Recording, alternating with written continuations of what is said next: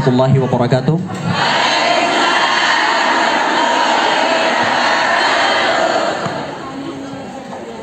Alhamdulillahi rabbil alamin. Wassalatu wassalamu ala ashrafil anbiya'i wal mursalin sayyidina wa nabiyyina wa maulana Muhammadin bil qasimil amin wa ala alihi wa sahbihi ajma'in. Subhanaka la ilma lana illa ma 'allamtana innaka antal alimul hakim. Amma ba'd. Apa kabar jenengan semua? Sebelumnya kami memohon maaf di sesi pertama tadi didahului oleh Ustadz Irfan. Sekarang untuk sesi kedua Ustadz Irfan memaksa kami untuk yang pertama. Sebelumnya perkenalkan nama saya, karena ini kali pertamanya saya datang ke Hong Kong. Perkenalkan nama saya Kadam Sidik, itu nama panggung. Nama asli saya Husain. Oh baik, maaf. Baik, sebelumnya perkenalkan nama saya Kadam Sidik.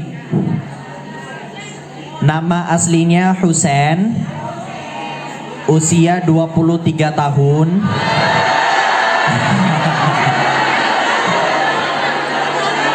Iya.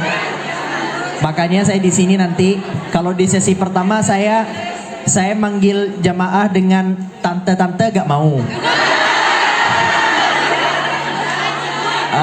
Ibu-ibu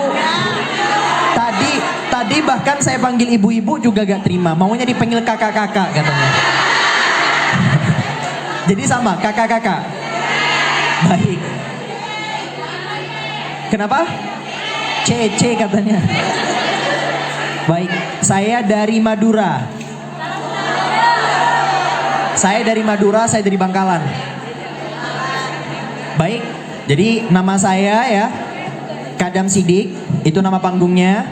Dari Bangkalan Madura, usia 23 tahun, seusia dengan anak bungsunya jenengan semua.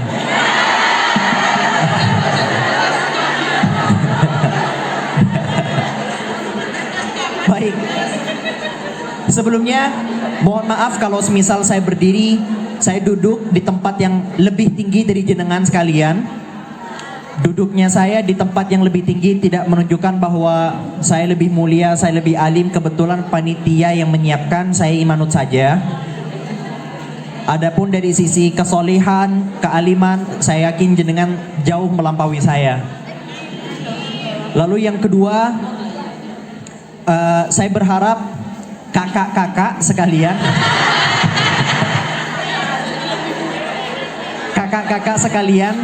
tidak melupakan saudara-saudara kita yang ada di Palestina, ya, yang ada di Sudan. Kita hari ini sedang berada dan mendapatkan kenikmatan yang luar biasa. Bahkan musibah yang menimpa kita itu adalah mimpi bagi mereka. Saya ulangi sekali lagi, musibah kita hari ini adalah mimpi bagi saudara-saudara kita di Palestina. Orang tua yang meninggal, ada yang mendapatkan musibah orang tua meninggal, ayah meninggal, ibu meninggal, itu mimpi bagi mereka. Kenapa mimpi? Mereka berharap yang meninggal orang tuanya saja, gak perlu sampai satu negara, gak perlu sampai rumahnya ikut dihancurkan, ya kan? Mereka berharap, ya sudah, kalau memang yang mau meninggal ayah ibu cukup, kenapa harus saudara yang lain? Kenapa harus satu negara dihancurkan? Jadi sebesar apapun musibah yang hari ini menimpa kita, itu hakikatnya adalah mimpi bagi mereka. Di mana saudara-saudara kita di Palestina, sudah lihat ya video-videonya? Saudara-saudara kita yang ada di Sudan, sudah lihat video-videonya? Sangat-sangat menyesakkan dada. Ya, jangan sampai kita terbiasa melihat kecelakaan yang menimpa saudara-saudara kita lalu menganggapnya biasa-biasa saja. Di awal-awal mungkin kita rasa dada itu sesak sekali, tapi lama-kelamaan malah biasa saja. Kenapa? Karena terbiasa mendengarkan rasa sakit yang dialami oleh saudara-saudara kita. Baik, saya sebagaimana di sesi pertama tadi, saya sangat-sangatlah salah fokus ketika melihat seluruh jamaah yang ada di sini itu adalah perempuan. Lebih salfoknya lagi, jenengan-jenengan semua itu datang ke negara yang nan jauh sekali di sini itu untuk bekerja. Padahal kita semua tahu perempuan hakikatnya tidak pernah dibebankan untuk memberikan nafkah. Sehingga ketika jenengan-jenengan datang untuk bekerja, padahal tidak ada kewajiban untuk melakukan itu menunjukkan bahwa jenengan semua sangat-sangatlah luar biasa sekali. Semoga Allah menancapkan tetesan-tetesan pahala itu kepada jenengan-jenengan di setiap detik. Bayangin, bukan sesuatu yang wajib tapi mau dapat beban. Itu jenengan semua yang saya lihat. Malu rasanya saya sebagai laki-laki. Malu rasanya kalau perempuan jauh lebih mau bekerja dibandingkan laki-laki. Baik, kita mulai. Bismillah.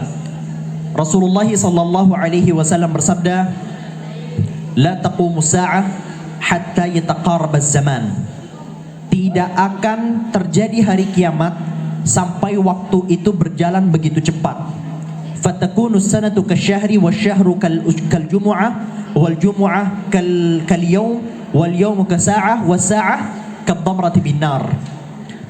Hari kiamat tidak akan terjadi sampai waktu berjalan begitu cepat. 1 tahun rasanya 1 bulan, 1 bulan rasanya 1 minggu, 1 minggu rasanya seperti 1 jam, 1 jam rasanya seperti nyalakan api. Sehingga berjalannya waktu yang begitu cepat ini merupakan salah satu tanda kiamat. Kapan itu? Hari ini kita rasakan sedikit demi sedikit. Kita meremelek tiba-tiba asar, meremelek tiba-tiba maghrib, meremelek tiba-tiba subuh. Itu salah satu tanda kiamat. Jenengan-jenengan semua yang sudah berusia jauh dari saya yakin dahulu 15 menit itu rasanya lama atau cepat? Lama kan? Dulu 15 menit rasanya, saya masih kecil aja, gak usah sejauh jenengan-jenengan. Saya masih kecil aja, itu kerasa banget 15 menit lama sekali. Sekarang jangankan 15 menit, 1 jam sudah tidak ada harganya, 2 jam tidak ada harganya. Waktu berjalan begitu cepat. Tiba-tiba jenengan udah 1 tahun di Hong Kong, tiba-tiba sudah 5 tahun di Hong Kong, tiba-tiba sudah 10 tahun. Terasa nggak kalau dipikir-pikir lagi, loh udah 10. Ada yang terasa kalau majikannya nyebelin. Kalau dapat majikan nyebelin, kerasa banget. Tapi kalau dapat majikan baik, loh udah 10 tahun ya aku di sini. Nah, maka dalam momen-momen yang seperti itu, waktu yang berjalan begitu cepat, pertanyaannya adalah apa yang sudah disediakan, apa yang sudah dipersiapkan dalam keadaan waktu yang berjalan sebegitu cepatnya ini. Apa? Adakah taubat yang selalu diulang setiap hari? Adakah dakwah yang jenengan coba untuk sebarkan kepada mereka-mereka yang belum mengenal Islam? Saya beberapa kali mendengar bahwa banyak para pekerja-pekerja di luar negeri, Hong Kong, Taiwan, China, dan beberapa negara lain yang majikannya itu melarang untuk sholat. Iya kan? Sebenarnya saya yakin mereka-mereka itu melarang jenengan untuk sholat karena mereka belum paham apa itu Islam. Ya kan? Mereka mengira Islam adalah agama yang ekstrim mungkin. Ada yang meyakini, saya dengar kemarin duduk-duduk sama mak-mak yang bilang ngerasa didoain jelek. Ya, ada yang ngerasa mengganggu dan sebagainya. Itu kenapa mereka menganggap begitu? Karena mereka belum mengenal Islam. Maka salah satu metode dakwah yang bisa jenengan-jenengan berikan kepada para majikan-majikan nyebelin itu adalah dengan apa? Dengan memperkenalkan Islam sebaik mungkin. Sehingga coba sekali-kali lakukan kebaikan yang tidak pernah mereka rasakan. Lakukan kebaikan pol-polan. Lalu ketika mereka sudah merasakan perbedaan yang signifikan itu, perbedaan yang sangat jauh dari sikap jenengan, Kemudian mereka mungkin akan bertanya, kamu kenapa sekarang beda? Jawab saja, kemarin saya membaca di salah satu kutipan agama saya, katanya saya disuruh berbuat baik begini. Perkenalkan sedikit demi sedikit. Mereka nanya lagi, kamu ngapain? Kenapa kamu tiba-tiba bersihin ini padahal biasanya enggak? Iya, kemarin saya baca di kutipan agama saya disuruh mulai menjaga kebersihan. Kemarin saya baca perkenalkan Islam sedikit demi sedikit dengan cara-cara yang seperti itu sampai mereka ngerasa, loh beneran tah agama kamu ngajarin begini? Iya, makanya izinin saya sholat gitu. Masuk sedikit demi sedikit. Karena kalau secara tiba-tiba sebenarnya POV mereka, cara berpandang mereka itu sangat-sangat masuk akal. Mengingat apa? Mengingat Islam belum berkembang sedemikian rupa di Hong Kong. Bayangin kita di Indonesia, ada orang yang tinggal di rumah jenengan. Gak usah jauh-jauh, dia Syiah. Ya, sholatnya beda sama kita. Kita izinin gak dia begitu? Gini-gini di kamar. Kita gak izinin kan? Ya sudah, coba kita pahami mereka sebagaimana kita akan melihat ada orang asing yang melakukan hal-hal yang aneh di rumah kita. Itu karena apa? Karena mereka belum mengenal. Maka coba sedikit demi sedikit masuklah lewat dakwah di sana. Itu yang pertama. Yang kedua, mengingat jenengan-jenengan semua hari ini sedang berada di tempat yang sangat jauh sekali dari bumi Nusantara, melihat Hong Kong dengan berbagai macam hal-hal di luar sana yang saya yakin jenengan lebih paham. Maka kita mulai dengan bagaimana Allah memperkenalkan dirinya kepada kita. Apa dan bagaimana cara Allah memperkenalkan dirinya kepada kita? Coba jenengan buka Al-Quran, lembar pertama, di surat pertama, apa? Ayat apa? Bismillahirrahmanirrahim. Yang artinya dengan menyebut nama Allah yang maha pengasih lagi maha penyayang. Sebenarnya maha pengasih dan maha penyayang itu sama, alias maha pemberi rahmat. Rahmat yang berupa Ar-Rahman dan rahmat yang berupa Ar-Rahim, artinya sama. Ada pendetailannya tapi gak perlu kita bahas. Yang jelas Allah memperkenalkan kepada kita dengan maha apa? Dengan maha pemberi kasih sayang. Padahal Allah memiliki banyak nama. Allah memiliki nama Al-Aziz yang artinya maha perkasa. Allah memiliki nama Al-Jabbar, Al-Mutakabbir, yang maha angkuh, yang maha sombong. Itu salah satu sifat Allah. Allah maha sombong. Iya, Allah maha sombong. Makanya Allah melarang hamba itu sombong karena sombong hanyalah milik Allah.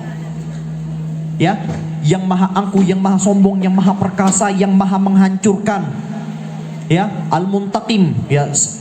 Tapi di antara semua nama-nama itu, Allah memperkenalkan diri kita dan mewajibkan diri kita mengucapkannya setiap hari dengan nama yang mana? Dengan maha kasih sayang. Kenapa? Gak pernah terlintas dah. Kenapa Allah menyuruh kita memperbanyak menyebut kasih sayangnya Allah dibandingkan nama-nama Allah yang lain? Kenapa?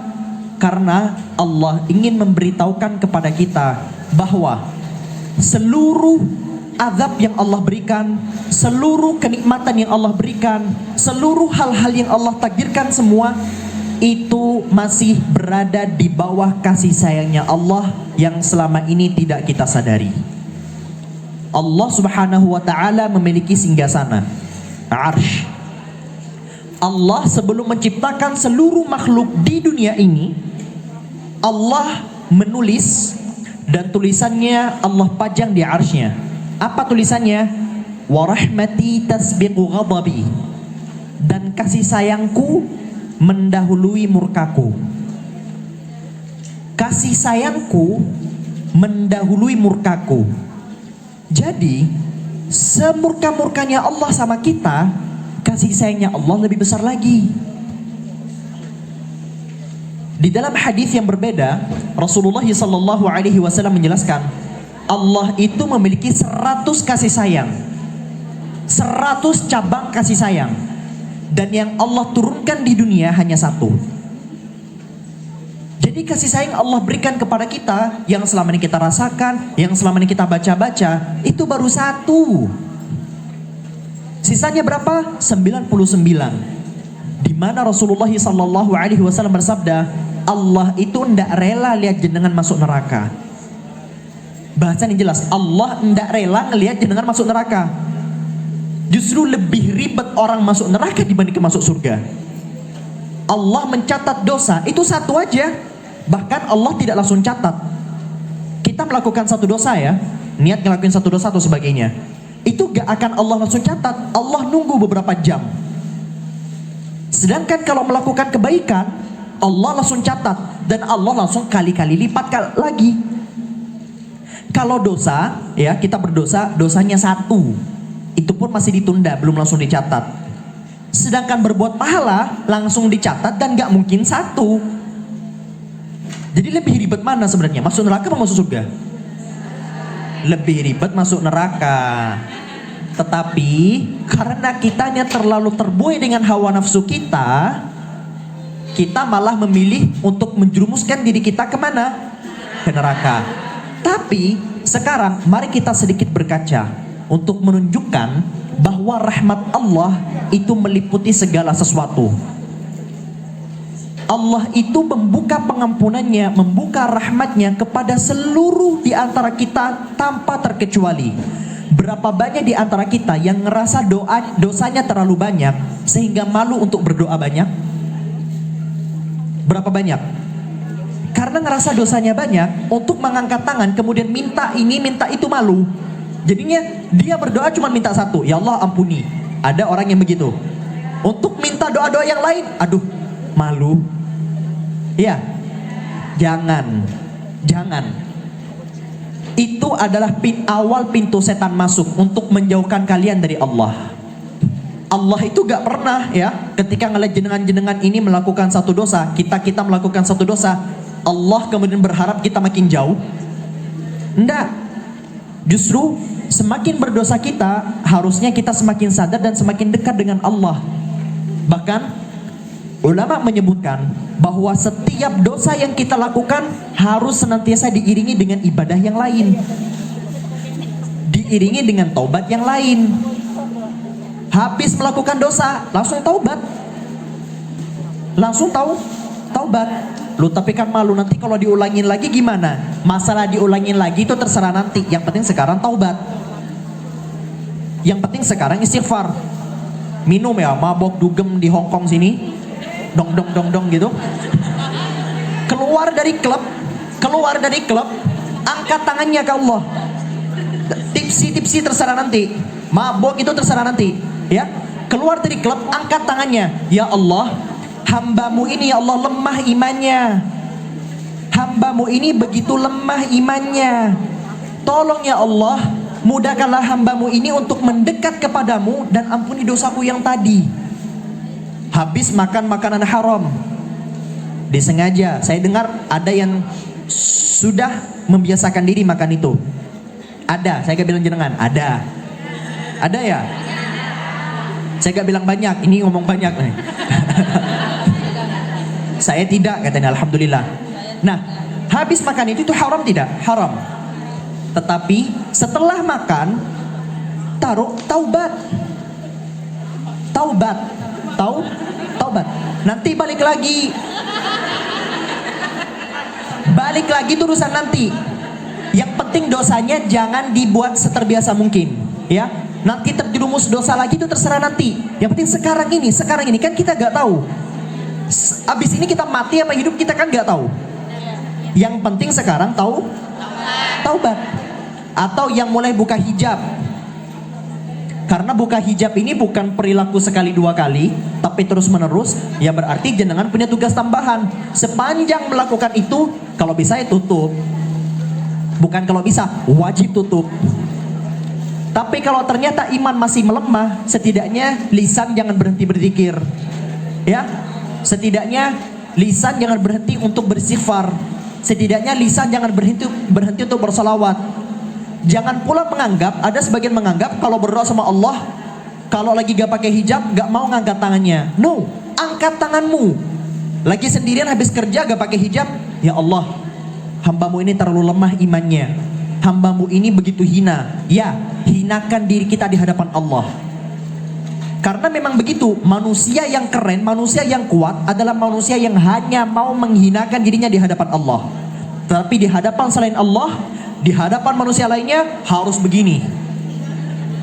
Gak boleh kita ini menye-menye, nganggap diri kita lebih lemah dari ini, lebih enggak. Harus strong. Ya, emak-emak strong. Tetapi di hadapan Allah harus apa? Merasa diri kita hina, merasa diri kita lemah. Jadi jangan merasa diri jenengan-jenengan sekalian jauh dari Allah. Selalu dekatkan diri jenengan semua kepada Allah dalam kondisi apapun. Dalam kondisi sudah banyak zikirnya, banyak sholatnya, banyak puasanya, dan dalam kondisi jenengan merasa sudah jauh dari Allah. Sejauh apapun jenengan-jenengan ini melangkah, maka ketahuilah pintu rahmat dari Allah masih terbuka luas. Pintu kasih sayang dari Allah masih terbuka begitu lebar. Saya mohon maaf, diingetin kalau waktunya udah, nih ya. Bilang cukup gitu. Baik. Nah, oh ya. Nah, sampai mana tadi?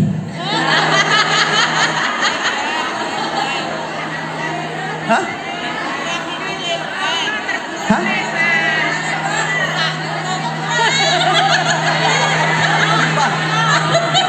Iya, apapun. Sampai dugem tadi ya? Hah? Panjang lebar. Ya, itulah. Bismillah. Kalau keulang, mohon maaf ya.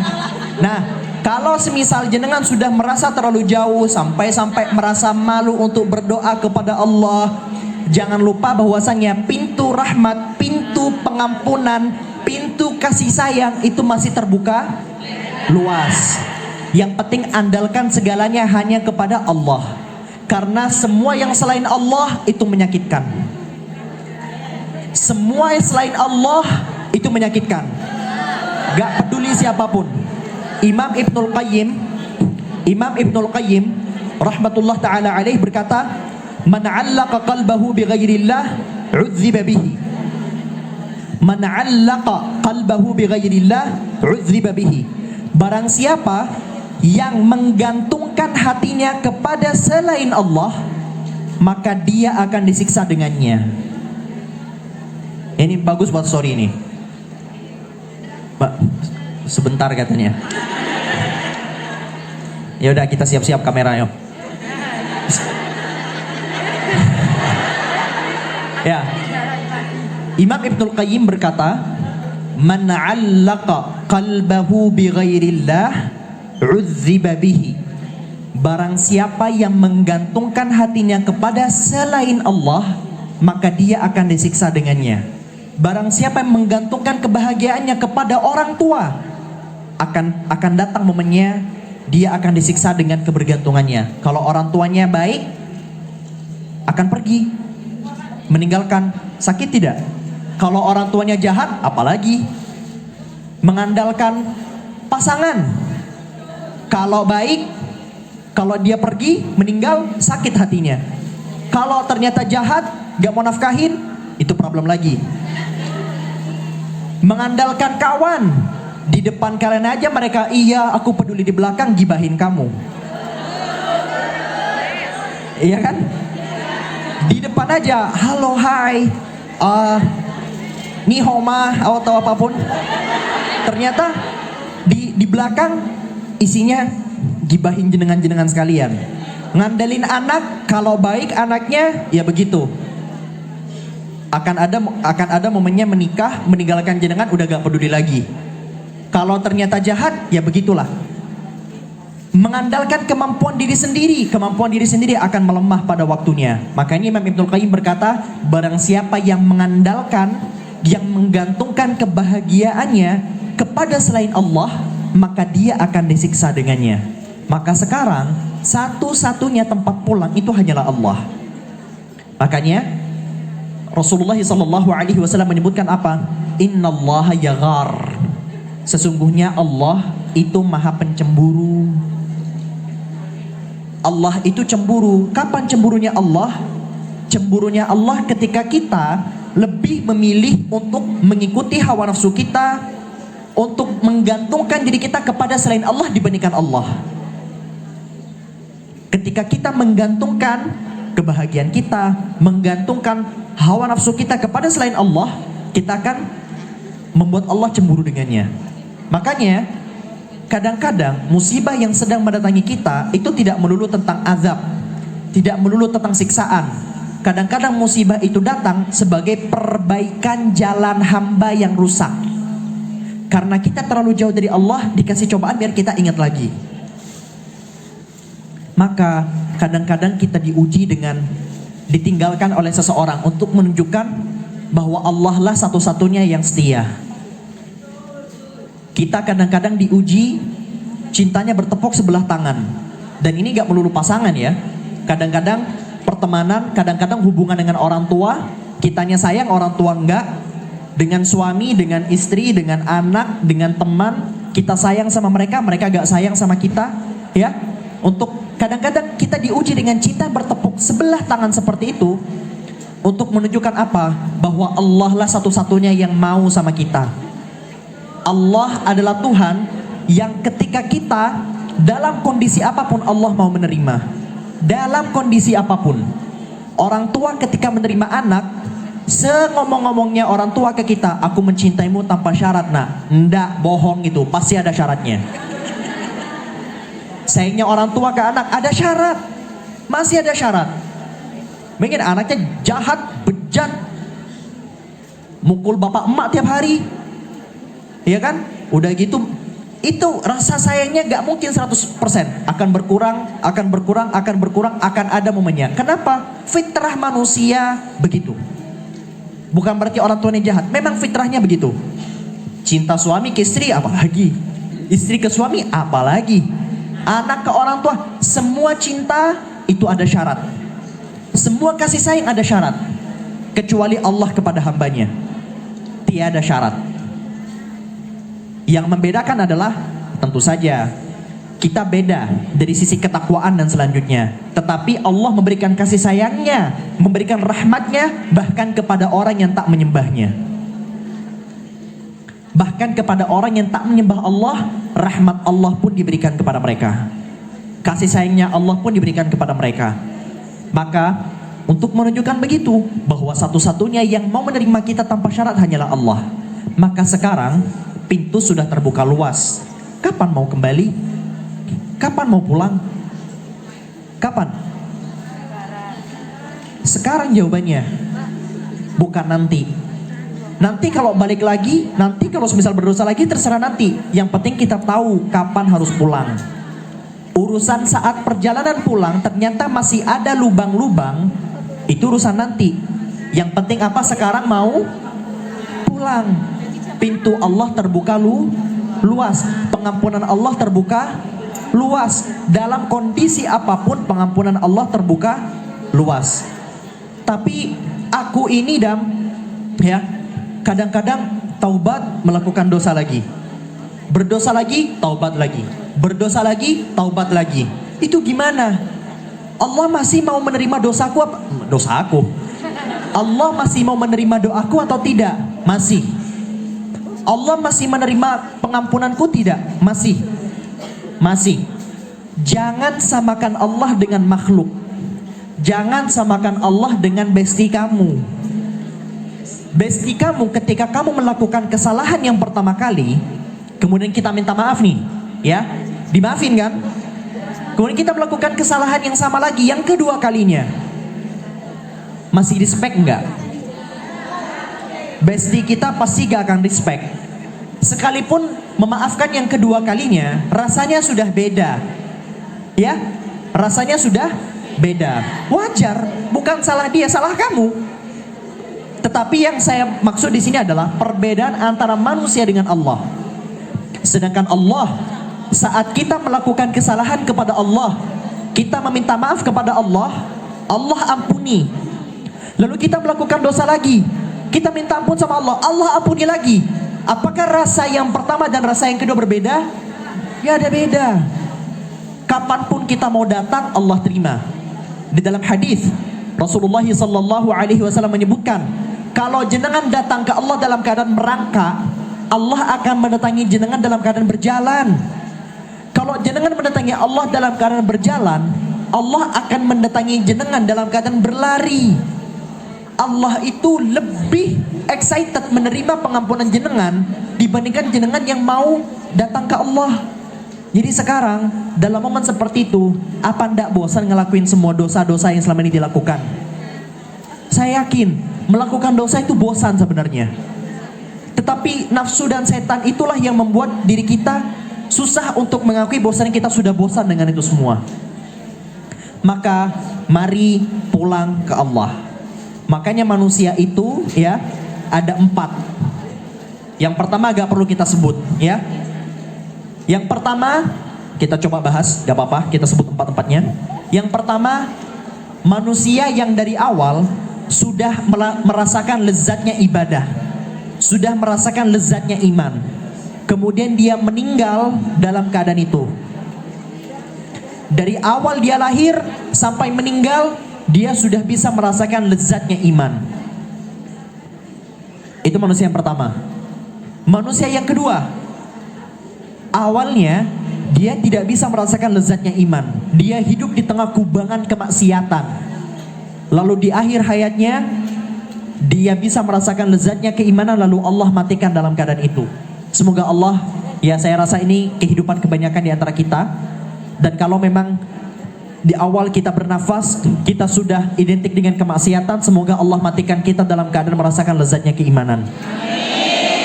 Bahkan ada salah satu sahabat ya yang diceritakan terus-menerus oleh Abu Hurairah radhiyallahu anhu ya, bahwasanya beliau Allah masukkan ke dalam surga bahkan dalam keadaan tidak pernah bersujud kepada Allah. Ada satu sahabat yang gak pernah mau masuk Islam karena urusan duniawi. Lalu pada peristiwa perang Uhud tiba-tiba pengen masuk Islam. Masuk Islamlah beliau. Lalu sholat belum dikumandangkan. Akhirnya beliau ikut perang. Dan ketika beliau ikut perang, apa yang terjadi selanjutnya? Beliau meninggal. Beliau luka-luka awalnya, kemudian meninggal. Hal tersebut didengar oleh Rasulullah sallallahu alaihi wasallam. Lalu yang terjadi selanjutnya adalah Rasulullah ketika mendengar berita kematiannya, kewafatannya, Rasulullah langsung menyabdakan bahwasanya sahabat tersebut Allah masukkan ke dalam surganya. Padahal belum sholat, padahal belum sujud. Maka dalam kondisi yang seperti itu, ada orang-orang yang memang jauh dari Allah, tetapi di akhir hayatnya Allah masukkan ke dalam surganya. Lalu golongan yang ketiga, siapa golongan yang ketiga? Golongan yang ketiga adalah mereka yang dari awal sampai matinya itu berada di dalam kubangan kemaksiatan. Maka sungguh celakalah dia. Dari awal dia lahir sampai meninggalnya tidak pernah merasakan lezatnya keimanan.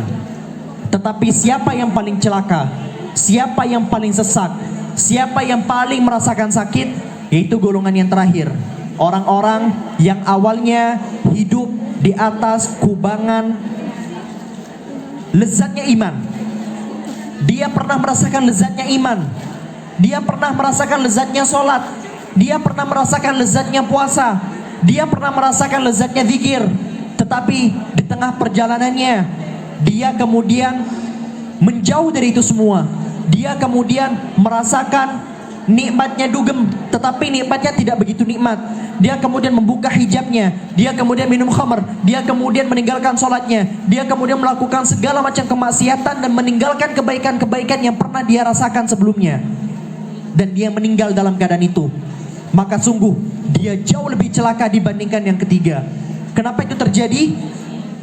Kenapa saya katakan orang yang dari awal sampai meninggal dia hidup dalam kemaksiatan itu tidak lebih buruk daripada orang yang pernah merasakan kemaksiatan kemudian mati dalam keadaan kemaksiatan? Kenapa? Kita ibaratkan seperti orang buta. Dua orang. Ada orang yang buta dari lahir sampai meninggal. Ada orang yang sempat melihat kemudian buta. Siapa yang lebih merasa tersakiti? Orang yang pernah melihat. Kenapa? Karena dia pernah merasakan lezatnya melihat, lezatnya merasakan keindahnya Hong Kong, merasakan indahnya kehidupan di Indonesia. Tahu, dia ngeliat hijau-hijau, ungu-ungu, semuanya dia melihat.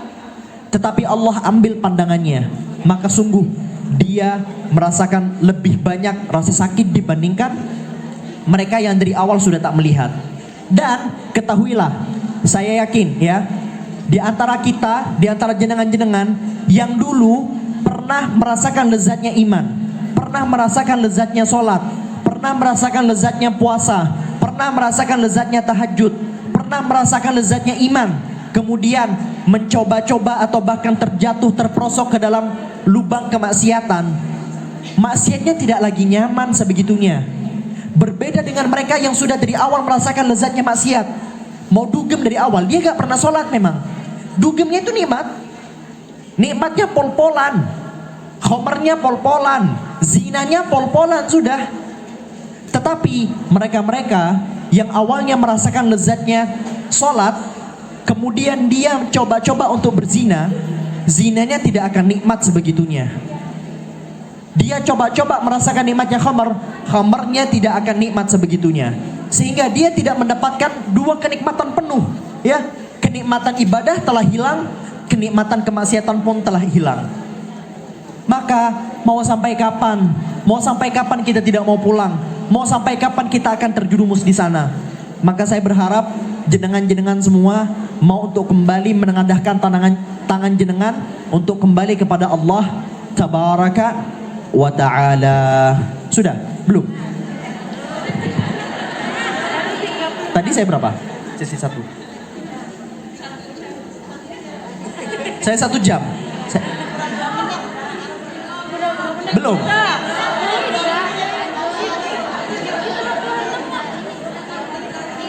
Baik. Maka dalam kondisi yang seperti itu, saya ngerasa saya sudah ngomong terlalu banyak. Mohon maaf. Kalau jenengan ngerasa, oh maaf. Kalau kakak-kakak merasa saya cece katanya. Baik. Kalau cece sekalian, ya Allah. Berasa ngomong ke umi saya cece gitu.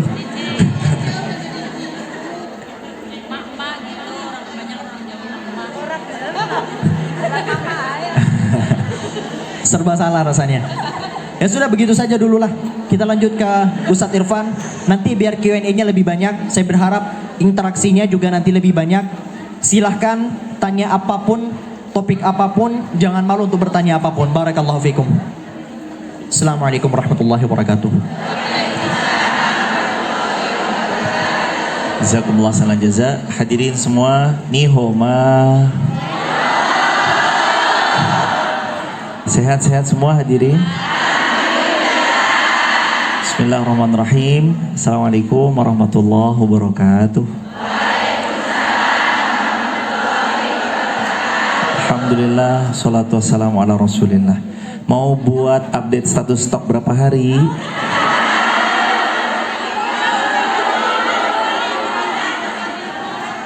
Mau seminggu? Update status yang pertama. Siap?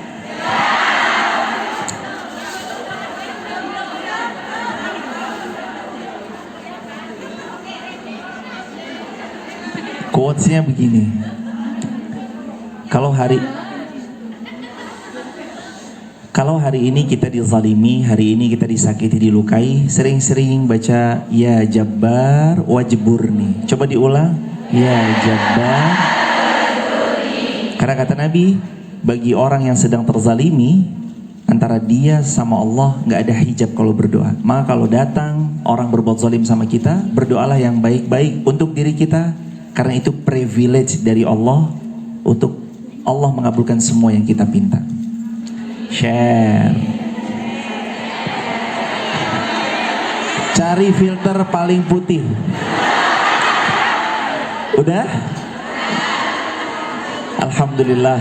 Barusan alhamdulillah gurunda kita bersama Lora Kadam menyampaikan ilmu-ilmunya yang penuh hikmah tentang gimana kita mau pulang Semua pasti mau masuk surga, betul?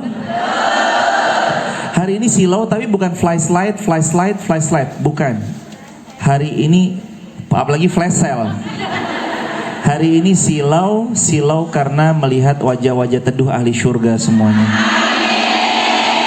Ya Allah, sebagaimana hari ini kami berkumpul di Masjid Simsaswi atau Simsas Choi Hong Kong ini. Gimana cara spellingnya sebenarnya? Tim Simca Soy.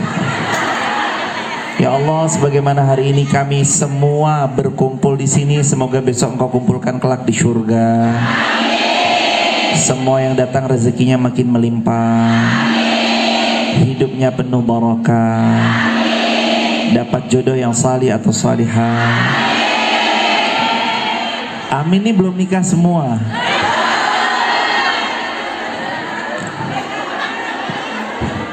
Menantu, dapat anak cucu menantu keturunan yang soleh-soleh. Yang nggak lupa, ya Allah, mudah-mudahan semua kami istiqomah. Engkau takdirkan wafat di tanah suci Makkah atau Madinah.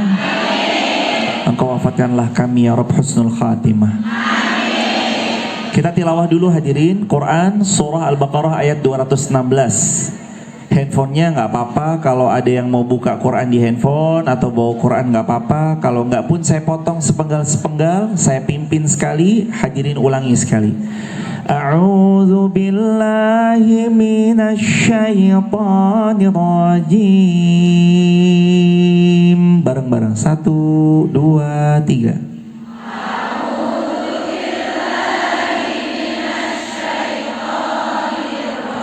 Bismillahirrahmanirrahim.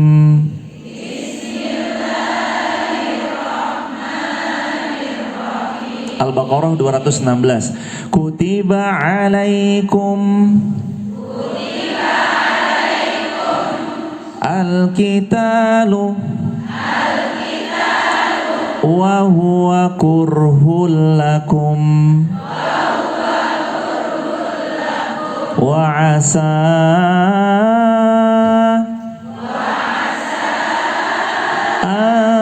takrahu syai'an wa huwa khairul lakum wa asa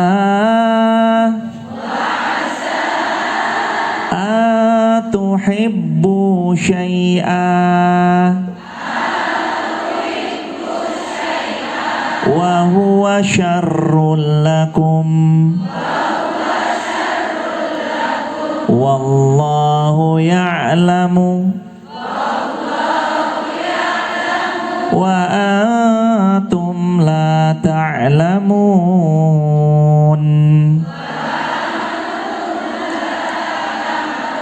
Sadaqallahul azim. Diwajibkan atas kalian berjihad walaupun kalian gak suka. Lalu Allah berfirman, boleh jadi kita membenci sesuatu yang terjadi, tapi itu yang terbaik. Boleh jadi kita benci. Kenapa ya Allah? Kok pada akhirnya rumah tangga, keturunan, keluarga ada soalan-soalan bab finansial, sampai pada akhirnya Allah takdirkan kita di negeri yang jauh di sini. Boleh jadi menurut kita nggak suka, wa huwa khairul lakum, tapi itu yang terbaik. Lalu Allah berfirman lagi, boleh jadi kita membenci sesuatu, kita suka sama sesuatu, kita cinta sama sesuatu, kita suka sama sesuatu, boleh jadi itu yang terburuk, dan Allah yang lebih tahu, sedangkan kita tidak tahu apa-apa. Tuan-puan sekalian, ada cerita namanya Ummu Mahjan. Namanya siapa? Ummu Mahjan. Ceritanya Ummu Mahjan ini punya penyakit ayan. Setiap kali beliau sakit, kejang-kejang auratnya tersingkap. Sakit kejang-kejang aurat tersingkap. Sakit kejang-kejang aurat tersingkap. Terus kayak gitu. sampai Ummu Mahjan datang pada Nabi SAW, dan Nabi pun SAW kemudian beliau mengatakan, kata Rasul SAW, wahai Ummu Mahjan, aku akan mendoakanmu ya, aku akan doakan kamu. Kalau kamu mau sembuh, saya doain sembuh. Tapi kalau kamu mau bersabar atas ayan atau penyakit yang Allah titipkan padamu, maka itu lebih baik dan Allah ganti dengan surga. Jadi Nabi ngasih pilihan dua. Satu, kalau mau didoain sembuh, maka doain sembuh. Atau yang kedua, sabar. Yang pertama didoain sembuh pasti sembuh, yang kedua diminta sabar dibalas surga. Ummu Mahjan tegas beliau jawab, ya Rasulullah, saya minta didoain masuk surga aja ya Rasulullah. Cuman please banget, saya request kalau saya nanti ayannya kambuh, minimal doain saya supaya aurat saya nggak tersingkap. Akhirnya beliau mendoakan, ya Allah, Ummu Mahjan ini kalau sakit ayan auratnya tersingkap, semoga engkau tutup ya Rabb. Dengan sabarnya semoga engkau membalas surga ya Allah. Tuan puan sekalian, Ummu Mahjan memilih bersabar, dan Ummu Mahjan kata Nabi, beliau dihadiahi surganya Allah. Ternyata salah satu kunci surga itu selain dari sholat, sedekah, berbuat baik pada orang. Ada seorang perempuan yang kemudian melahirkan, wafat saat dia melahirkan, ketika perempuan berumrah, ketika perempuan berhaji. Ternyata salah satu kunci surga dibuka lewat satu S. S-nya yang pertama sabar. Sabar bukanya. Makanya habis ini nama kita tambahin sabar belakangnya. Irfan sabar. Kak siapa namanya? Tambahin sabar. Setelah ini nama kita semuanya sama. Jadi Pak Sabar dan jadi Bu. Apapun yang terjadi tetap. Kalau ada sesuatu yang kurang berkenan belajar. Kalau suami diambil orang, kasih.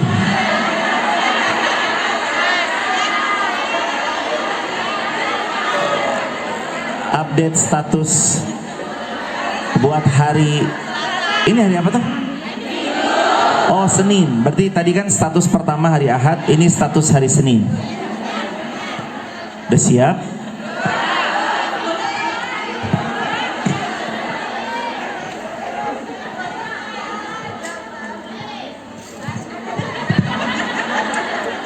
Kalimatnya demikian. Udah siap? Perempuan sebaik apapun, serupawan bagaimanapun, akan diperlakukan seperti sampah jika di tangan laki-laki yang salah. Tapi seorang perempuan walau sederhana akan dimuliakan seperti putri raja bila di tangan laki-laki yang tepat.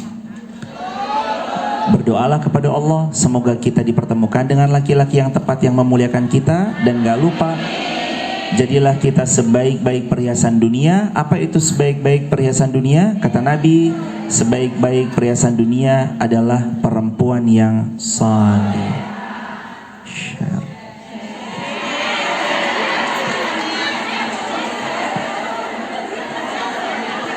Hadirin, saya ada satu hadis dari Nabi. Ini keren banget. Saya nggak tahu kenapa setiap kali saya baca hadis ini kok rasa-rasanya kayak nonjok buat saya pribadi. Satu hadis dari Nabi yang saya kok ngerasa kayaknya semenjak saya tahu hadis ini tuh semua berasa ringan aja. Berat, nggak enak, tapi enak aja.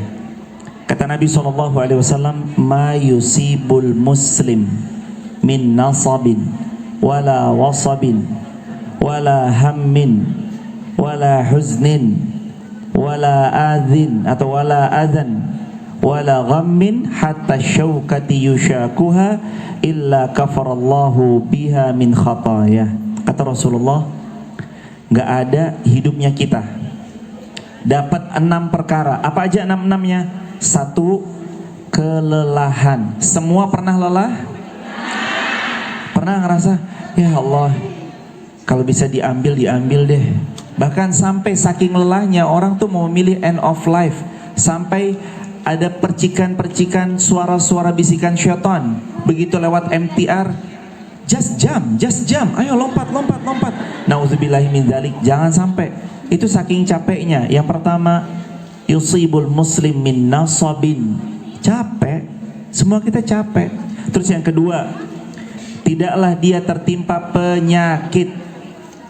Umur 20 enak, semua makanan oke, semua minuman oke. Tapi nanti umur 40 ke atas, kumpul makannya bukan kayak dulu waktu zaman kita muda. Es teh manisnya pakai banget. Kalau sekarang makan minum teh tawar ya. Itu yang kedua, sakit. Kita pasti akan makin berkurang secara fisik. Yang ketiga, wala hammin, tidak ada di antara kita yang mendapati kesedihan. Ham, sedih pasti pernah ya hadirin. Semua pernah sedih? Kelihatan dari raut wajahnya. Wajah kita sedih, sendu, itu pernah tuh. Kita jauh dari rumah, kita jauh dari anak-anak, kita jauh dari orang terdekat. Apalagi rasa sesak di dada tuh gak bisa terwakilkan, kecuali kita sendiri yang ngerasain. Yang keempat, diuji sama yang keempat, namanya kegangguan atau terganggu.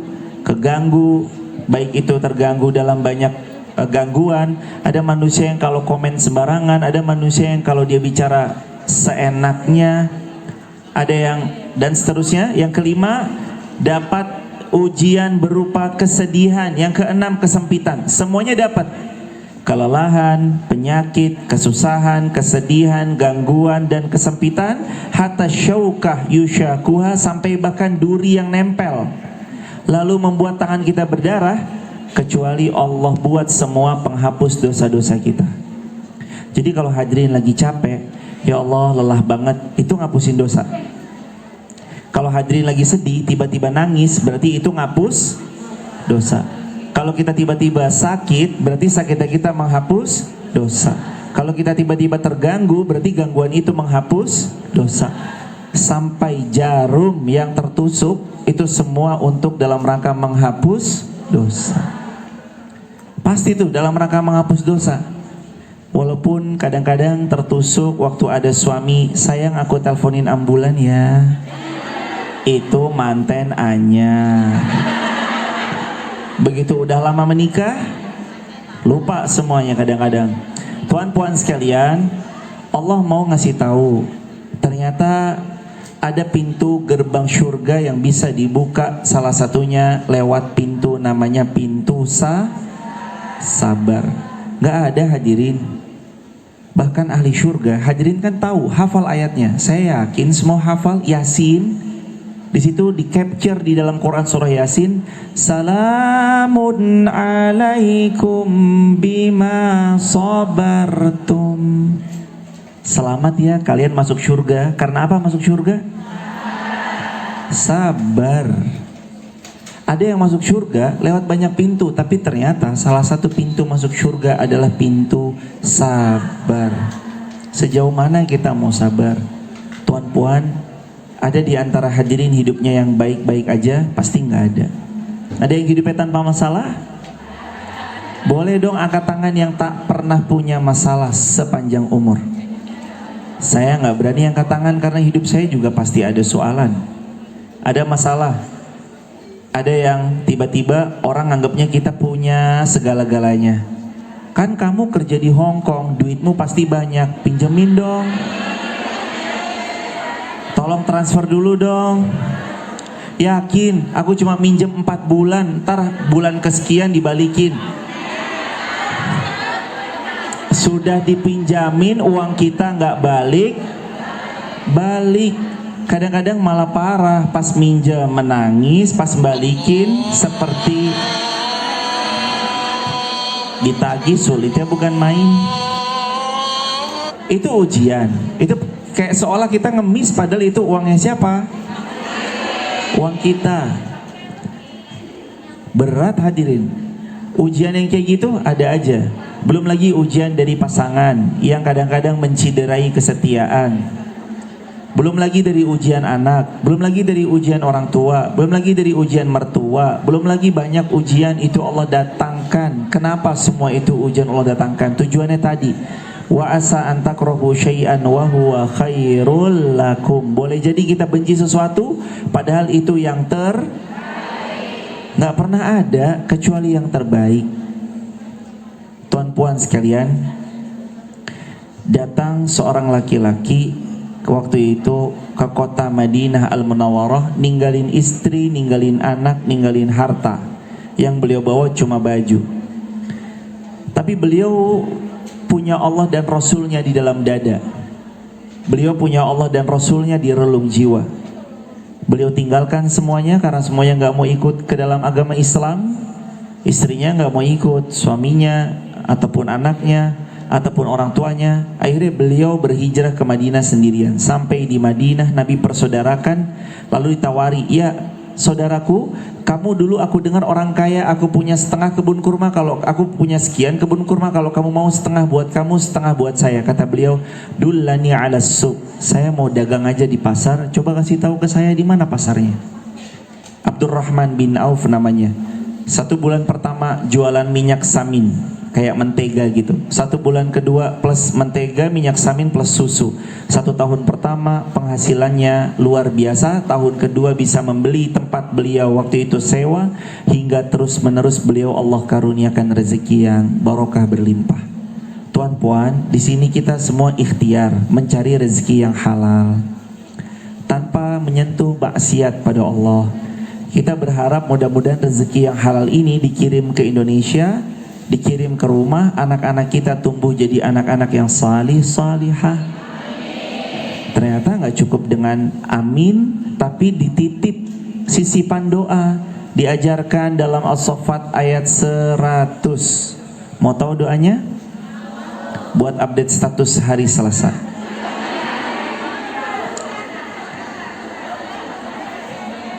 Sudah siap? Saya sengaja potong-potongin biar nanti kalau ngupload gak usah motong. 30 detik semenit, 30 detik semenit. Udah siap?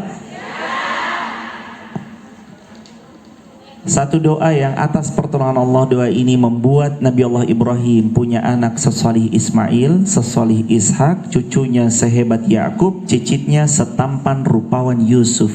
Doanya ternyata keren, simple, ringkas, termaktub dalam Quran, Al-Quran surah As-Saffat ayat 100. Doanya diulangi ya, Rabbi habli minas salihin. Bareng-bareng, 1, 2, 3. Rabbi habli minas salihin. Ya Allah, karuniakan pada kami anak keturunan yang salih salihah.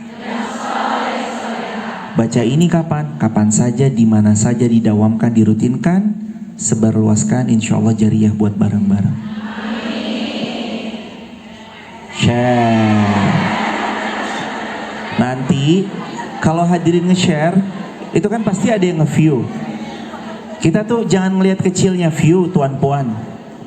Puan-puan semuanya, kakak-kakak hadirin. Kadang-kadang kita kecil hatinya cuma gara-gara ngelihat, aduh yang nonton sedikit, aduh yang nonton cuma 100, aduh yang nonton 200. Coba katanya kecil 100 yang nonton, suruh masuk ke dalam kamar di kediaman kita. Kira-kira kamar kita muat atau tidak muat? Jadi 100 itu banyak apa dikit? Apalagi kalau ternyata dia tuh benar-benar ngeliat dan beliau sampai akhir mantengin. Terus kita baca Rabbi habli minas. Istimewanya di situ. Jadi S yang pertama apa? Sabar. Tuan puan, setelah ini nama kita ganti jadi Pak Sabar dan Bu siapa? Pokoknya ganti nama, Sabar. Kunci surga yang pertama, jazakumullah khairan. Kunci surga yang pertama, kunci surga itu namanya sabar. Isbir fa inna mau'izakumul jannah. Cerita yang kedua, Sumayyah dalam riwayat. Nama perempuan wanita syahidah pertama dalam Islam. Waktu Sumayyah disiksa, Rasulullah SAW bilang begini hadirin. sabran ala yasir, sabran ala yasir, fa inna mau'izakumul jannah. Sabar ya keluarga Yasir, karena sesungguhnya tempat kalian nanti adalah syurganya Allah. Perempuan syahidah pertama dalam Islam, mohon maaf, diambil tombak yang paling tajam, lalu ditusuk dari kemaluan tembus sampai ke kepalanya Sumayyah. Dan dia perempuan syahidah pertama dalam Islam. Hari ini kita berislam mudah, walaupun mungkin tidak mudah juga kalau menghadapi majikan yang agak berat. Kadang-kadang dapat mungkin majikan yang gak ngizinin sholat, dapat majikan yang memandang sholat itu sebagai sesuatu ancaman buat beliau. Tuan puan sekalian, bersembunyi, kalau kita bisa bersembunyi silahkan sholat. Ataupun kita harus sholat ke tempat yang menurut kita anggap ini kayaknya gudang, tapi saya minta izin sebentar, saya minta izin 5 menit aja. Buat ngapain? Mau ngapain kamu? Kesana sebentar. Bilang mau beres-beres gudang, gak apa-apa. Curi-curi untuk sholat. Lebih baik sholat walaupun diam-diam sembunyi-sembunyi daripada tertinggal sholat. Atau gak sholat sama sekali. Sama yang tadi sesi 1 disampaikan, gimana kalau kita sering menjamak? Kalau jadi kebiasaan, jangan. Tapi ada konsep dalam usul fiqh, ad-daruratu tubihul mahdhurat. Kalau sudah sampai pada batas darurat, sesuatu yang tadinya nggak boleh jadi boleh. Kalau udah darurat, tapi jangan bermudah-mudah juga bilang, oh ini udah darurat nih. Kita melihat ada semua makanan-makanan yang haram, lalu padahal kita punya opsi makanan yang halal, karena mungkin kita males keluar aja lagi musim dingin, terus dikit-dikit kita bilang darurat, padahal enggak. Tuan puan sekalian, kita punya S yang pertama sabar, S yang kedua sholat. Siapa yang mau diperbaiki hidupnya, perbaiki sholatnya. Update status keempat. Buat 7 stoknya kan.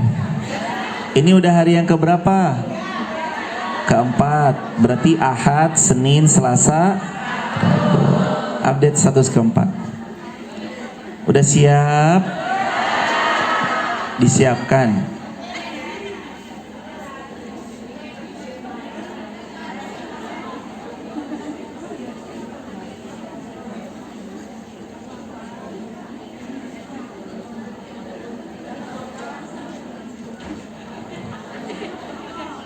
Siapa yang mau diperbaiki hidupnya mulai dari memperbaiki sholatnya. Siapa yang mau diberkahi dalam hidupnya mulai dari dia menjaga sholat-sholatnya. Dan siapa yang Allah mau hujamkan penuh kebaikan, mulailah dia dari mengawali memperbaiki setiap sholat-sholatnya.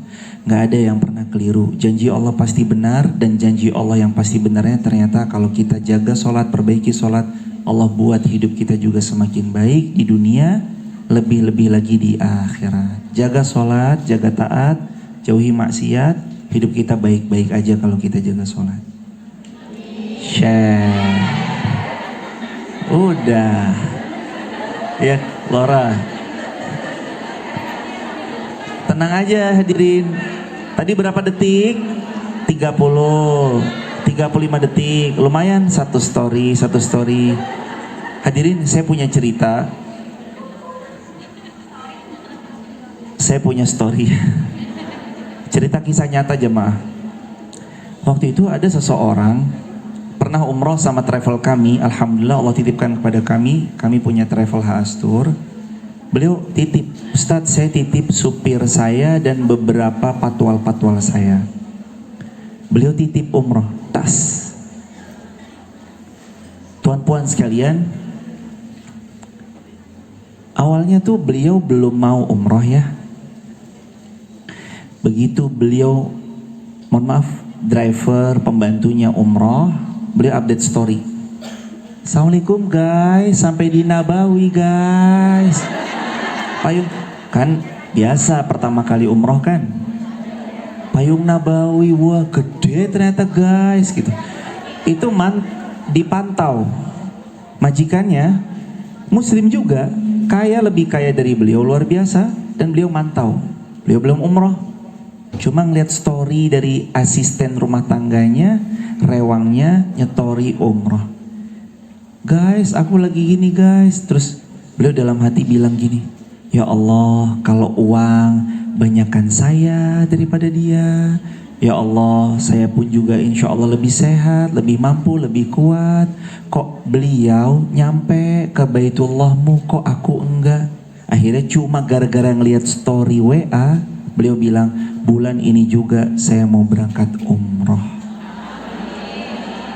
Hadirin, hati orang tergetak, hati orang juga pun tergerak.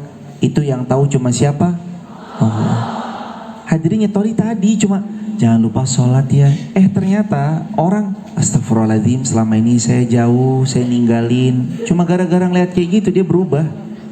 Hadirin tadi nyetori tentang sabar. Hadirin nyetori tentang kalau ada orang zolim sama kita, itu langsung astagfirullahaladzim, saya zolim lagi sama orang. Boleh jadi dia sadar, dan kita gak pernah bisa nganter hidayah kecuali yang beri hidayah itu siapa? Allah. Wasilah hidayah, iya. Tapi kita ngasih, enggak. Wasilah hidayah, iya. Sampai-sampai ulama bilang, kata ulama, kalau aku bisa beli hidayah, berapa harga hidayah? $1, $2, $10, $50. Kalau aku bisa beli, aku borong semua hidayah, akan kubagikan pada orang yang aku sayangi. Tapi ternyata tidak ada satupun yang bisa membeli hidayah, pun memberi hidayah. Karena hidayah mutlak punya siapa? Allah. Pak Ustadz, saya dari kecil udah hidayah. Ternyata dari kecil namanya hidayah, Siti Nur Hidayah. Hidayah itu mutlak punya Allah. Kita mau koar-koar 1 jam, 2 jam, 5 jam, 10 jam. Kalau hidayah belum sampai mau apa? Satu video tadi cuplikan cuma 35 detik, potongan 20 detik. Lalu hadirin share tas. Dan ternyata itu jadi kebaikan. Luar biasa hadirin. Maka hadirin, ini sebelum nanti buka tanya jawab, karena tadi disampaikan 3:30, setelah ini kita tanya jawab supaya lebih banyak. Update status stok hari yang kelima. Siap.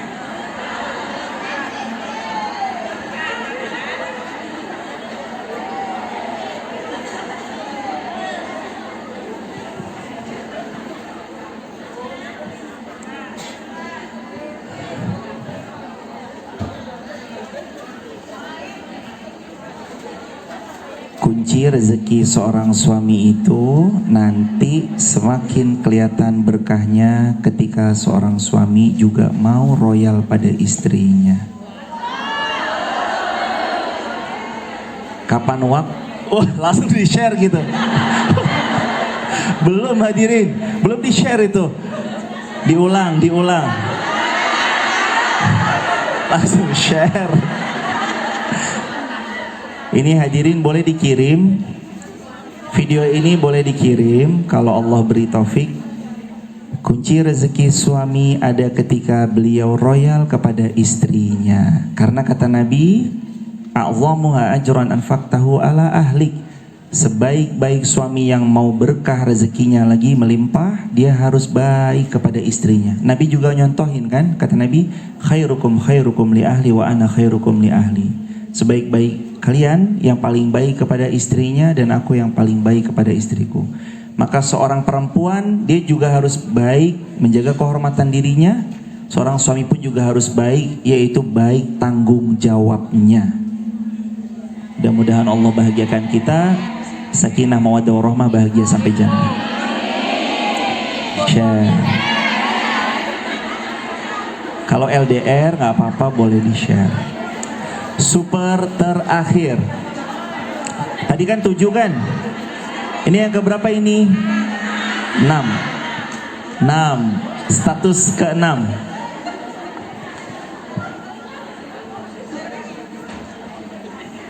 Perempuan sudah siap?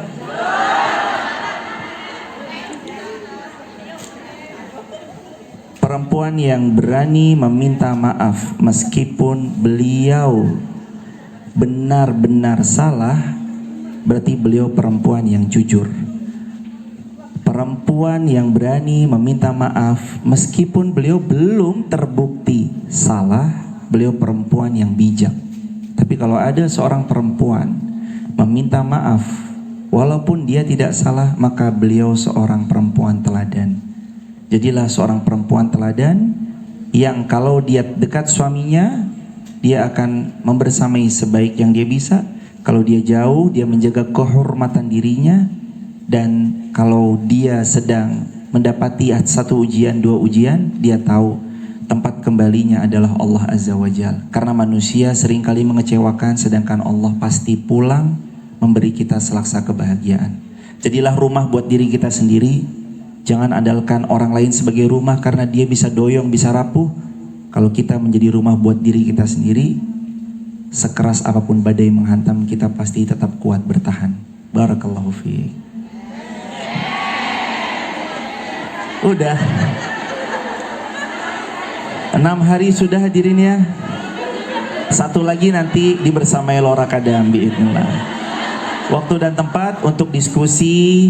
Hadirin kalau mohon maaf sekali mungkin kurang nyaman langsung bertanya, boleh banget terwakili lewat kertas. Tapi kalau dirasa langsung mau nanya pun gak apa-apa. Waktu dan tempat disilahkan.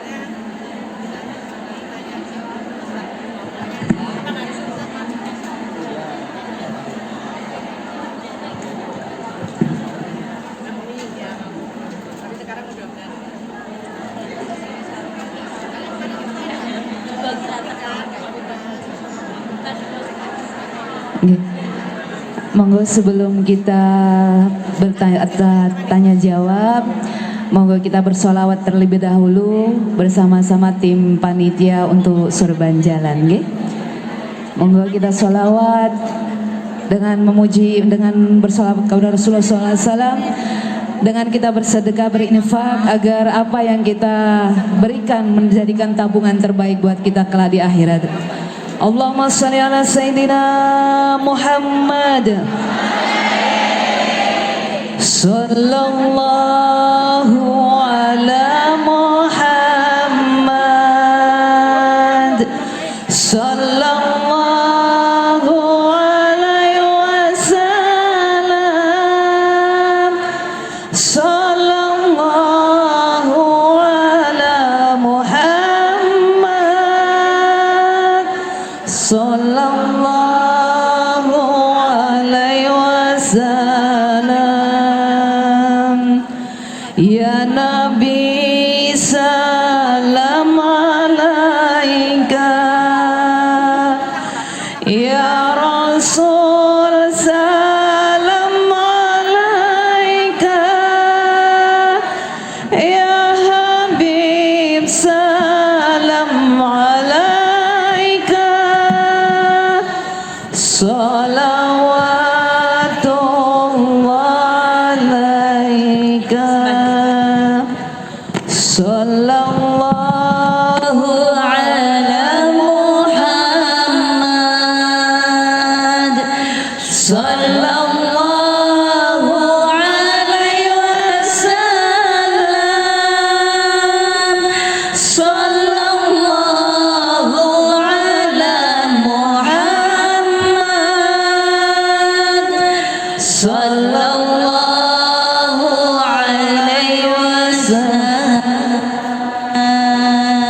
Anta samsun anta badrun anta nurun fawqa nuri anta isiru wa ghalib anta misbahu suduri sallallahu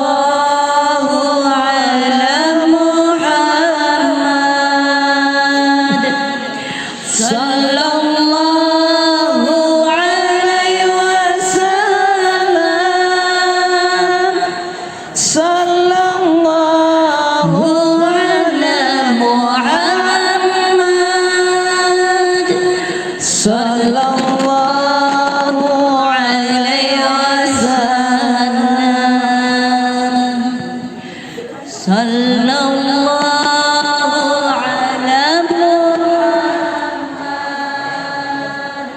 Sallallahu alaihi wasallam.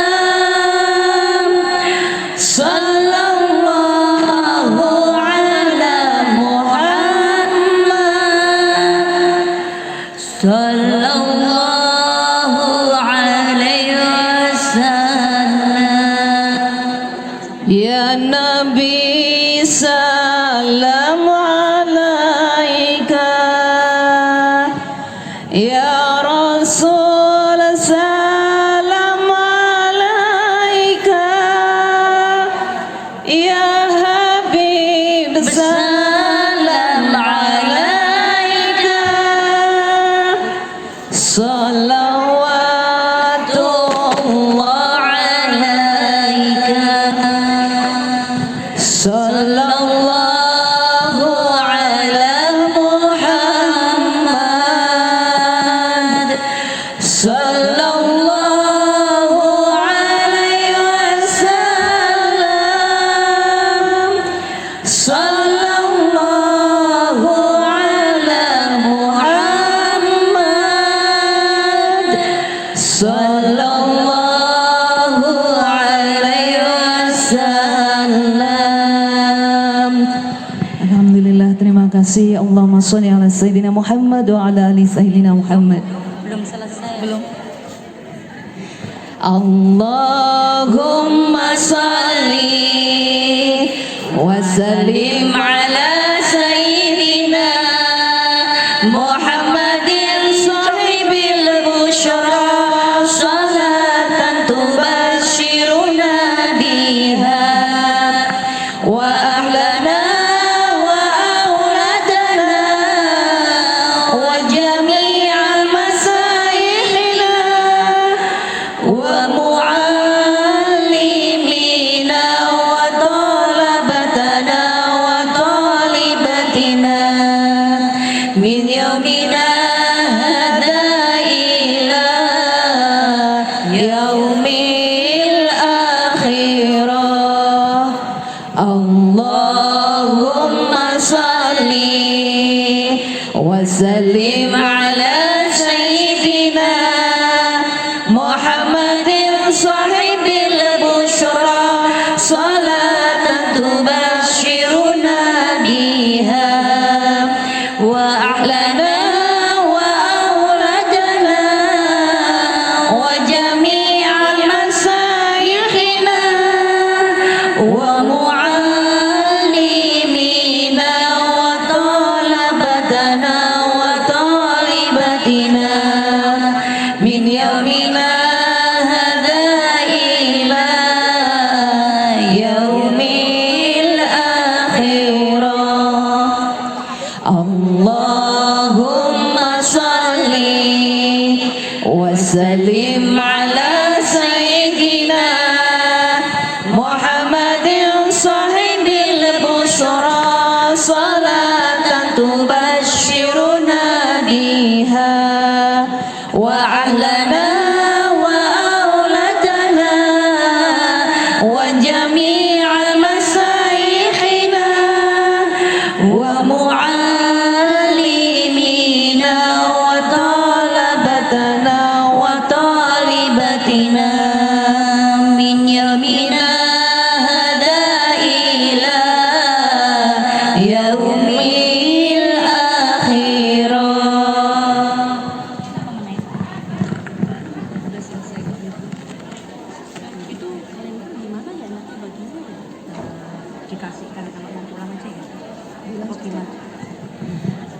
Ya, acara kita lanjutkan dengan tanya jawab yang insya Allah akan monggo silahkan jamaah yang ingin bertanya.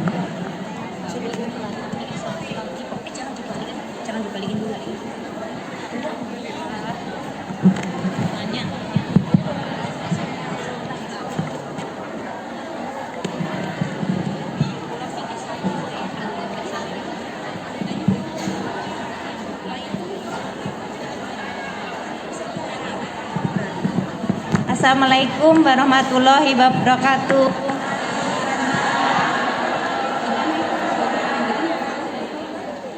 Saya mau bertanya Pak Ustadz. Nama saya Ibu Wiwi dari Klaten. Iya. Saya mau bertanya Pak Ustadz. Anak saya 5 tahun mondok Pak Ustadz. Baru aja dia jatuh di pondok itu 2 hari dia tidak sadar. 2 hari tidak sadar itu, sadar-sadar dia tanya sama bapaknya, dia tanya, "Bapak, saya belum sholat isya," kata. Pertanyaan saya, sekarang pemulihan di rumah dulu Pak Ustadz. Buat saya dan Bapak sama suami. Pertanyaan beliau, putra beliau baru jatuh. Laqaddarallah masyafal, ketika bangkit, bangun, tersadar, beliau langsung teringat tentang sholat. Nih, teringat tentang sholat, belum sholat gitu ibu. Terus apakah sekarang dalam fase pemulihannya biar di pondok atau biar di rumah dulu? Tuan puan sekalian, tempat nyaman buat anak itu tergantung masing-masing anaknya. Anak kita tahu tempat yang nyaman buat beliau, dan tentunya rumah pasti tempat nyaman juga ya ibunda. Bila mana anak kita ngerasa, "Nak, pemulihannya mau di rumah dulu," alhamdulillah nggak apa-apa, dibersamai di rumah bersama ayahnya, bersama adiknya, kakaknya. Tapi kalau memang anak kita ngerasa, "Enggak kok mah, nggak apa-apa, iya ini memang jatuh kemarin tapi udah bisa kok, udah bisa beraktivitas," dan dia nggak mau ketinggalan pelajaran di pondok, itu pun jadi opsi yang bisa dipilih. Begitu ibunda, nanti dikembalikan kepada buah hatinya, karena masing-masing anak punya tipe belajar yang masing-masing. Barakallahu fikum. Semoga Allah berikan kesembuhan, yang sakit sembuh, yang sempit Allah lapangkan, yang susah Allah mudahkan. Amin ya rabbal alamin. Allahumma rabban nas azibil ba'sa ishfi wa anta syafi la shifaan illa shifauka shifaan la yughadiru saqama. Bismillah. Assalamualaikum Ustaz. Waalaikumsalam warahmatullahi wabarakatuh. Cece. Maaf, saya pernah melakukan dosa zina. Tapi saya benar-benar ingin memperbaiki dan bertaubat. Bagaimana cara bertaubat yang benar, dan apakah saya harus memohon ampun kepada suami? Terima kasih. Oke. Baik. Ya, ini ada pertanyaan. Seorang perempuan yang sedang melakukan zina muhsan. Zina itu ada 2. Ada zina muhsan, ada zina ghairu muhsan. Zina muhsan yaitu zina yang dilakukan oleh orang yang sudah menikah. Zina ghairu muhsan adalah zina yang dilakukan oleh orang yang tidak menikah, yang belum menikah. Hukumannya berbeda. Zina yang dilakukan oleh orang yang sudah menikah itu lebih besar dosanya, dan saya berharap jenengan menganggap ini sebagai sesuatu yang berat. Jangan menganggap ini sebagai sesuatu yang simple. Jangan menganggap bahwa ini adalah sesuatu yang remeh-temeh. Ini adalah dosa besar, dosa yang menjijikkan, dosa yang hina, dosa yang sangat-sangat membuat pelakunya kotor sekotor-kotornya. Bisa dipahami ya? Tetapi apakah pengampunan Allah datang kepada orang yang seperti ini? Jawabannya bisa datang. Jawabannya apa? Bisa datang. Cara bertaubat dari dosa besar itu harus ada treatment khusus. Dosa ada 2. Ada dosa kecil, ada dosa besar. Dosa kecil itu bisa dihilangkan dengan amalan-amalan ibadah biasa. Ketika sholat bisa hilang dosa kecil. Ketika puasa bisa hilang dosa kecil. Ketika bersolawat bisa hilang dosa kecil. Ketika wudu bisa hilang dosa kecil. Tapi dosa besar itu harus ada treatment khusus. Caranya apa? Caranya ada 3 kewajiban dan 1 tambahan. Termasuk dosa ini, dosa zina muhsan. Ya. 3 kewajiban dan 1 tambahan. Kewajiban yang pertama, harus berhenti di waktu kini. Waktu kini harus segera berhenti. Yang kedua, ya, yang pertama, waktu sekarang harus benar-benar berhenti total. Kemudian berjanji untuk tidak mengulangi di masa yang akan datang. Harus yakin, seyakin-yakinnya, ya Allah, saya mengikrarkan diri saya untuk di masa yang akan datang saya tidak akan lagi mengulangi ini. Kemudian yang ketiga, kalau di masa lalu itu berkaitan dengan Allah, punya kewajiban yang harus dituntaskan yang berkaitan dengan hak Allah atau hak Adam, maka harus dituntaskan.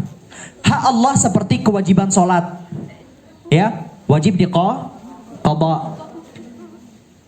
Kewajiban berpuasa wajib diqada. Zakat yang belum terbayarkan wajib dibayar. Berkaitan dengan Adam, dengan manusia yang lain kalau punya dosa, kita mengambil haknya 10.000, kita kembalikan 10.000. Ya, yang punya hutang segera dibayar. Hutang itu, ya, minta tolong, ini penting ya. Hutang itu tolong segera dibayar. Kalau belum dibayar, kalau belum mampu dibayar, jangan ngilang. Disuruh ulang ya. Nanti dulu ya, urusan hutang saya akan bahas setelah ini. Karena ini lagi ngomongin zina tadi ya. Yang ketiga, yang penting kalau punya hutangnya berkaitan dengan Allah dan manusia harus segera dituntaskan. Kalau 3 itu sudah jenengan laksanakan, ini 3 kewajiban. Tambah 1 tambahan, yaitu apa? Memperbanyak amalan-amalan baik. Banyakin beribadah.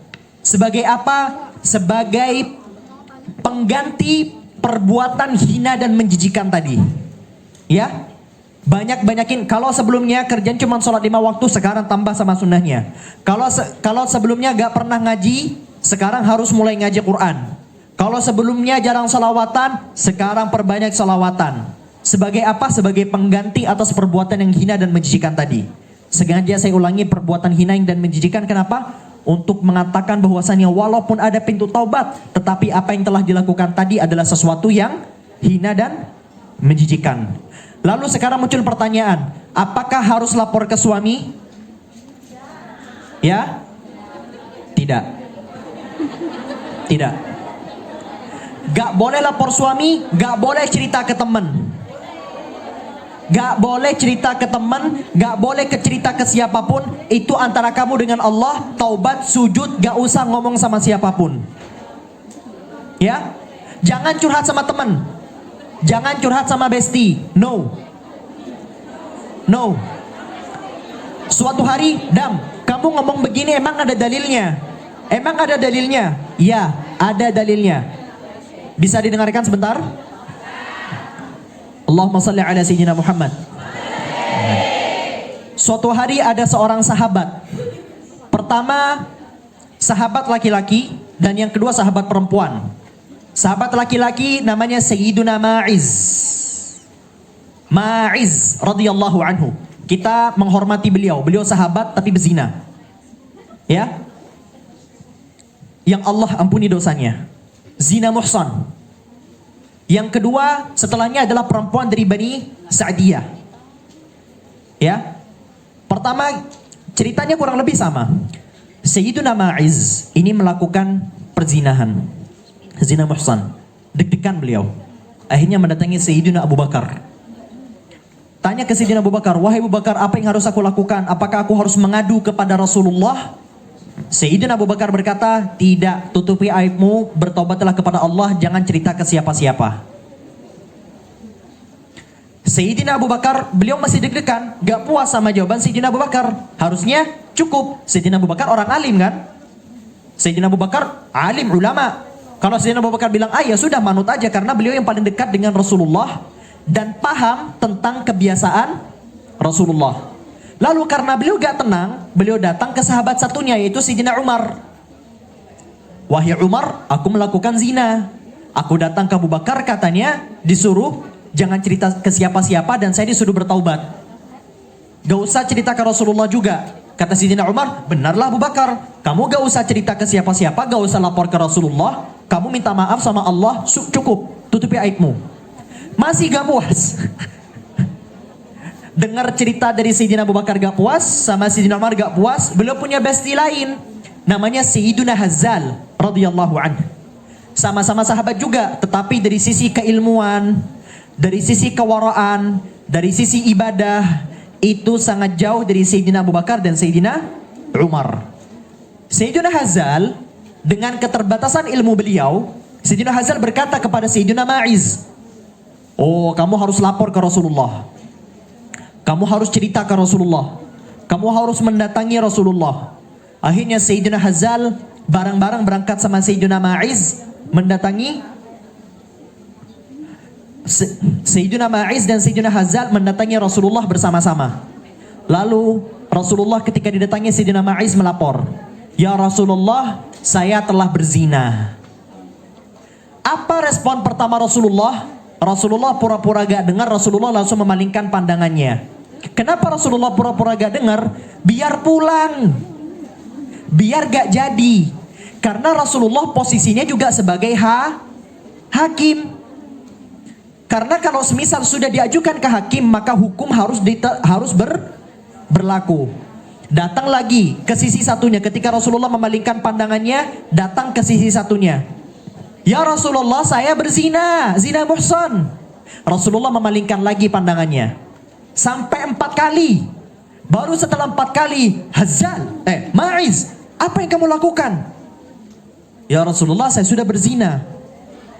Rasulullah masih memastikan, jangan-jangan ini gila.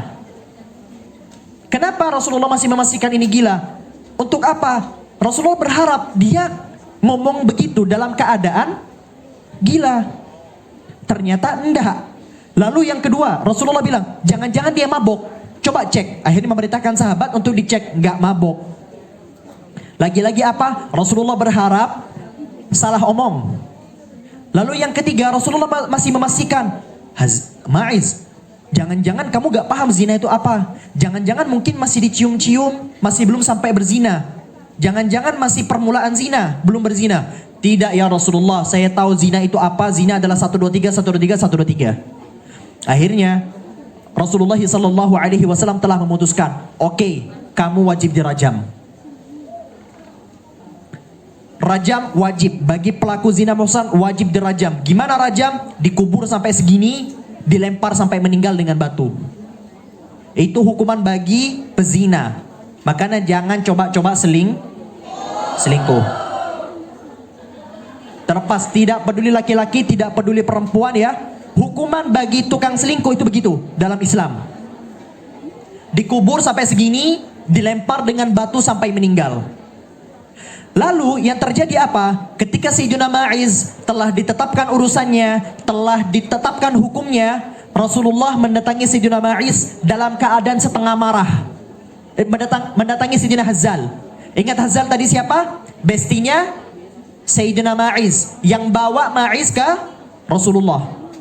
Ngomong begini Rasulullah ke Sayyidina Hazzal, ya Hazzal, lau satartahu bi thawbik lakana khairan lah.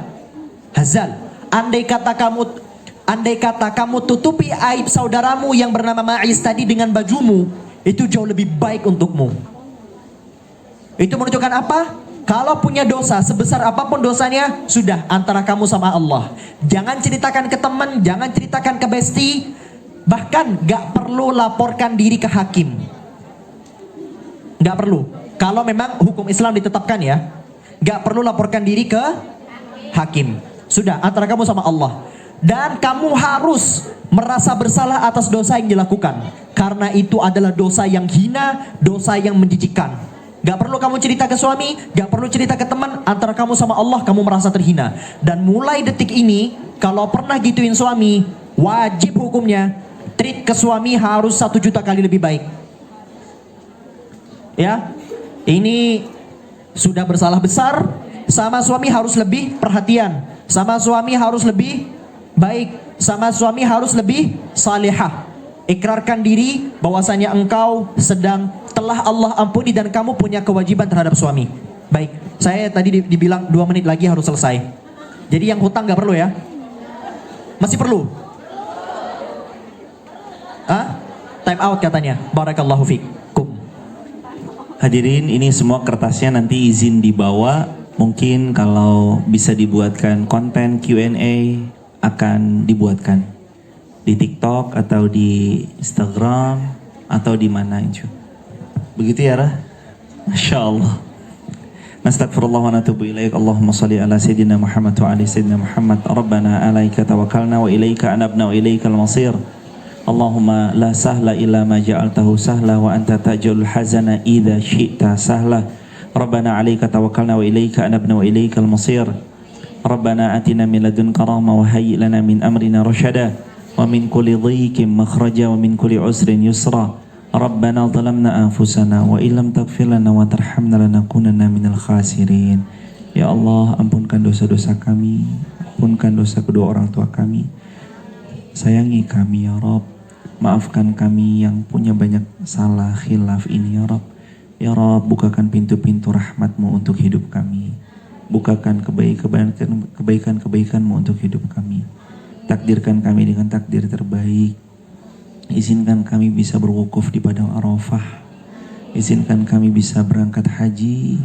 Izinkan kami bisa menunaikan umrah. Izinkan pula kami bisa memberangkatkan haji dan umrah orang-orang yang kami cintai. Ya Allah ya Rahman ya Rahim, berikan ruku kami ruku yang tumakninah, sujud kami sujud yang penuh hikmah. Berikan solat kami solat yang senantiasa menyejukkan hati jiwa kami. Berikan kami kesempatan bertaubat sebelum wafat. Beri kami ilmu nafi', ilmu yang manfaat. Berikan kami rezeki yang halal yang berkah berlimpah tanpa harus kami bermaksiat kepadamu.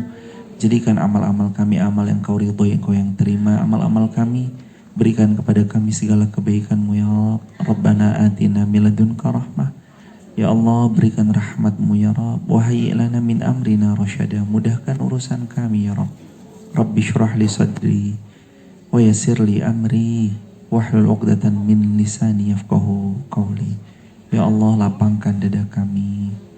Ya Allah, buat mudah semua urusan-urusan kami. Jangan ada di antara kami keluar dari tempat ini kecuali Engkau beri kebahagiaan. Berikan untuk kami kebahagiaan yang belum pernah kami punya sebelumnya. Berikan kami ketenangan jiwa yang belum pernah kami miliki sebelumnya. Berikan kami rezeki yang belum pernah kami miliki sebelumnya. Berikan kepada kami semua kebaikan yang telah dipinta seluruh makhluk-Mu dari Adam sampai manusia terakhir pada hari kiamat kelak. Karuniakan kebaikan itu untuk kami juga ya Rabb. Rabbana atina fid dunya hasanatan wa fil akhirati hasanatan wa qina adzabannar. Walhamdulillahi rabbil alamin. Hadirin, semoga Allah mengganti semua dengan kebaikan. Izin, ini pertanyaan-pertanyaan yang belum sempat terjawab. Kalau Allah beri taufik, nanti dibuatkan konten tanya jawab di TikTok ataupun di Instagram, insya Allah. Barakallahu fi. Kita akhiri dengan kafaratul majlis. Subhanakallahumma bihamdika asyhadu an la ilaha illa anta nastaghfiruka wa natubu ilaik. Assalamualaikum warahmatullahi wabarakatuh.